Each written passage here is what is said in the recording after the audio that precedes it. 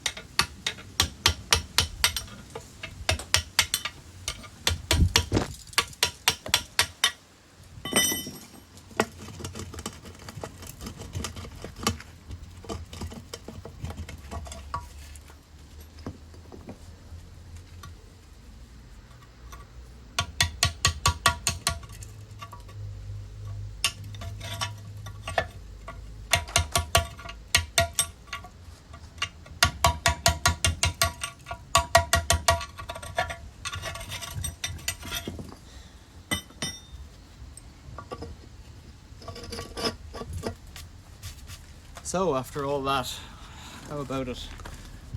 Alright, so what did I want to talk about? You should never have to spend 10 minutes doing that. That took way too long. It's a little lid, it's a little handle, and it should be set in a lime mortar or a very sandy clay mortar or something like that. It doesn't need anything, just a big blob of clay wiped into it. It just doesn't matter. It really doesn't need hard cement. But the way this is meant to work is, you have this fellow, which is a clock face, and it sits up on top just like that, and if you need access you lift this fellow up and you can get access in there. Now it's a bit bent, so we need a bit of an angle up on it, but what happens is in time people lay a patio and they either cement this in or something and they can't lift it out, and then the previous guy's gone and cemented, like cement mortared that little pot lid in there. It means you can't ever service it, whereas as it stands, if it was just wiped in with a bit of clay or a bit of lime mortar, you wouldn't have to be so delicate taking it out. Like, I was really careful taking that out, but I was waiting to hear it clunk and to have cracked up the salt glaze pipeware. I'm amazed this has lasted. It came out of a skip, so I'm not really sure what to do with it, but I just wanted to have a look at it and maybe use it as a flower pot or something like that, really. I think it's pretty cool. You tell me what you think in the comments below. If you've got one of these, there might be a rodding eye underneath it. It's worth just lifting it up, but as I say, typically nowadays they're all cemented in with tiles coming over the top of them and stuff like that.